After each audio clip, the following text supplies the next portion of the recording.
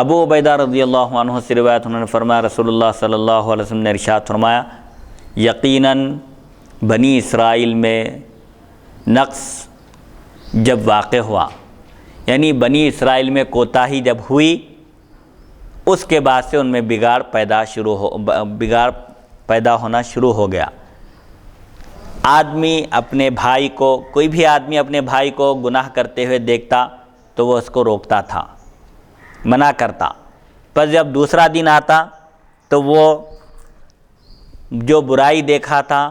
اب وہ برائی سے نہیں روکتا تھا بلکہ اس کے ساتھ کھاتا پیتا اور بیٹھتا تھا، جس کے نتیجے میں اللہ تعالیٰ نے بعض کے دلوں کو بعض کے ساتھ مشتبہ کر دیا، جوڑ دیا، اور انہی کے بارے میں قرآن نازل ہوا۔ پس فرمایا لعن الذین کفروا من بنی اسرائیل علی لسان داؤد و عیسی ابن مریم، کہ داؤد علیہ السلام اور عیسیٰ ابن مریم علیہ السلام کی زبان پر بنی اسرائیل پر لعنت کی گئی، یعنی حضرت داؤد علیہ السلام اور حضرت عیسیٰ بن مریم علیہ السلام نے بنی اسرائیل پر لعنت کی کہ اللہ کی رحمت سے بنی اسرائیل دور ہو گئی۔ کیوں؟ ذالک بما عصوا وکانوا یعتدون، یہ اس وجہ سے کہ بنی اسرائیل نے نافرمانی کی اور حد سے آگے بڑھا کرتے تھے۔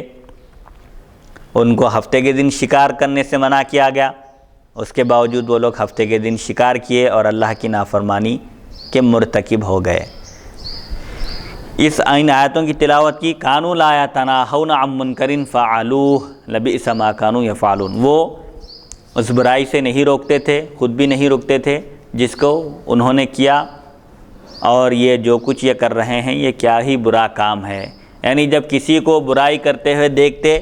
آج روکتے، پھر دوسرے دن بھی برائی کرتے ہوئے دیکھ کر روکتے نہیں تھے بلکہ اس کے ساتھ کھاتے پیتے اٹھتے بیٹھتے تھے، جس کی وجہ سے یہ سب لعنت کے مستحق قرار پائے۔ تو اس حدیث شریف میں یہ بات بتائی جا رہی ہے کہ آدمی بدعتی لوگوں کو ان کی بدعت سے روکے، جو منکرات کا شکار ہیں، برائی کر رہے ہیں، گناہ کر رہے ہیں، ان کو گناہ سے باز رکھیں، تلقین کریں، روکیں۔ اگر اس کے باوجود وہ نہ رکیں، برائی سے باز نہ آئیں تو ان سے کنارہ کشی اختیار کر لیں، فاسق اور فاجر لوگوں کی صحبت اختیار نہ کریں۔ اگر اختیار کریں گے تو نتیجہ یہ ہوگا ان کے ساتھ کھانے پینے سے، اٹھنے بیٹھنے سے واعظ و نصیحت کرنے والوں کے دل بھی سخت ہو جائیں گے، اور وہ لوگ جب اللہ کے عذاب کی لپیٹ میں گرفت میں آئیں گے تو یہ لوگ بھی اس کا شکار ہو جائیں گے۔ تو اس کا مطلب یہ ہے کہ فاسق اور فاجر لوگوں کو ان کی برائی سے روکنا چاہیے، ان کو آگاہ کرنا چاہیے شریعت کے احکام بتاتے ہوئے۔ وہ جس برائی کا ارتکاب کر رہے ہیں، مثال کے طور پر کوئی شرابی ہے، شراب پی رہا ہے، اس کو شراب کی حرمت کے بارے میں بتانا چاہیے، شراب کے نقصانات بھی اس کے سامنے واضح کرنا چاہیے۔ اس کے باوجود وہ شراب پینے سے باز نہ آئے تو اس کی دوستی ترک کر دینا چاہیے، اس سے دوری اختیار کرنا چاہیے، اس کے ساتھ اٹھنے بیٹھنے سے بھی گریز کرنا چاہیے۔ اسی طرح اگر کوئی سودی کاروبار کر رہا ہے، سودی لین دین ہے، حرام اور ناجائز ذرائع طریقے اگر اختیار کیا ہے کمائی کے، اس کو آگاہ کر دینا چاہیے۔ اس کے باوجود اگر وہ نہ مانے تو اس سے دوستی ختم کر دینا چاہیے۔ جبکہ آج کے زمانے میں لوگ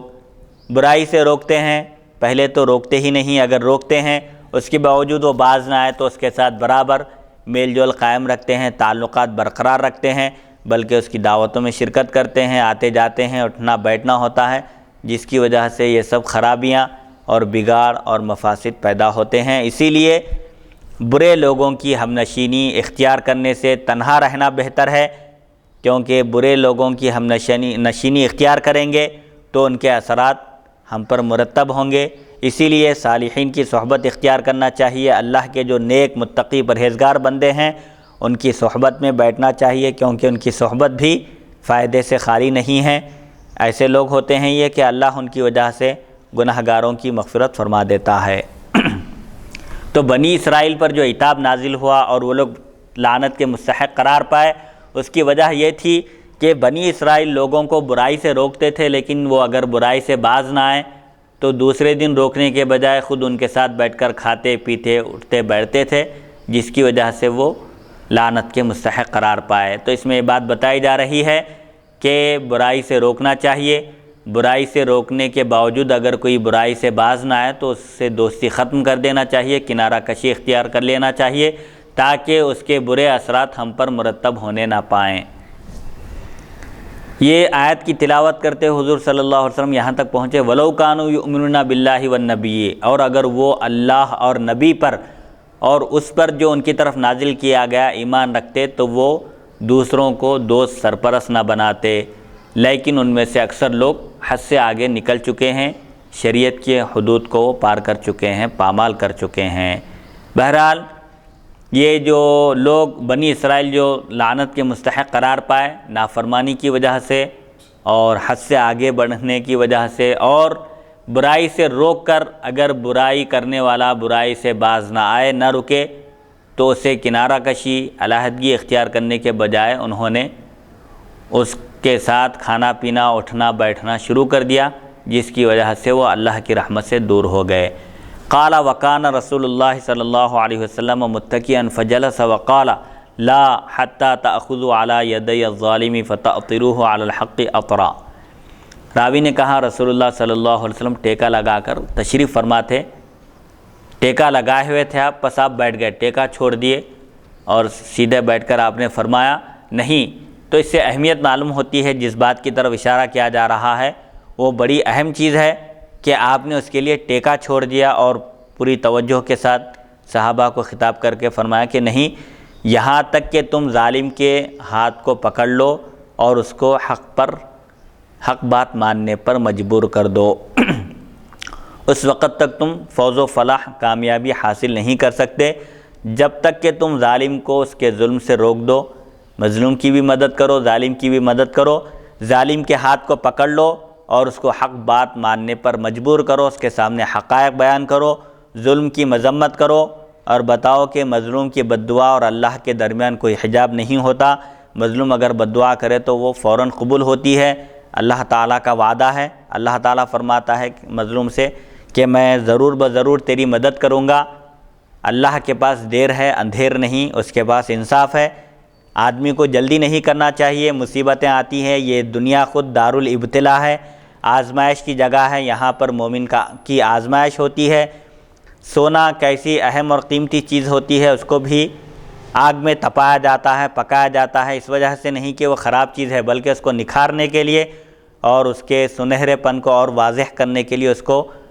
آگ میں الٹ پلٹ کیا جاتا ہے۔ تو ایک مومن کی بھی آزمائش ہے، دنیا آزمائش کی جگہ ہے، مومن کو نکھارنے کے لیے صاف ستھرا کرنے کے لیے اللہ تعالیٰ اس کو مختلف مراحل سے گزارتا ہے، لہٰذا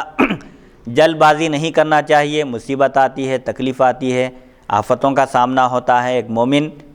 کے اندر ایسی ایمانی قوت ہونا چاہیے کہ مصیبتوں کے پہاڑ بھی اگر اس پر ٹوٹ پڑیں تب بھی اس کے استقامت میں کوئی فرق نہیں آنا چاہیے، اس کی زبان پر شکوہ شکایت نہیں ہونا چاہیے، ہر حال میں وہ اللہ کی طرف رجوع رہے، اسی میں اس کی کامیابی ہے، دنیا بھی ہے، آخرت بھی ہے، دین بھی محفوظ ہے۔ حدیث کا تسلسل جاری ہے۔ حدثنا محمد بن بشار حدثنا ابو داود املاہ علیہ حدثنا محمد بن ابی الوضاح عن علی بن بزیمۃ عن ابی عبیدہ عن عبداللہ عن نبی صلی اللہ علیہ وسلم بمثلہ۔ ابو عبیدہ نے عبداللہ سے روایت کی، انہوں نے نبی کریم صلی اللہ علیہ وسلم سے اسی طرح کی ایک روایت کی ہے کہ الفاظ بھی وہی ہیں اور معنی اور مفہوم بھی وہی ہے کہ ظالم کے ہاتھ کو روکنا چاہیے، اس کے ہاتھ کو پکڑنا چاہیے اور ظالم کو ظلم سے باز رکھنا چاہیے۔ حدیث میں وارد ہے کہ تم ظالم کی بھی مدد کرو اور مظلوم کی بھی مدد کرو۔ تو صحابہ نے عرض کیا کہ مظلوم کی مدد تو سمجھ میں آ گئی، ظالم کی کس طرح مدد کرنا چاہیے؟ تو آپ نے فرمایا کہ ظالم کو اس کے ظلم سے روک دو، یہی اس کی مدد ہے۔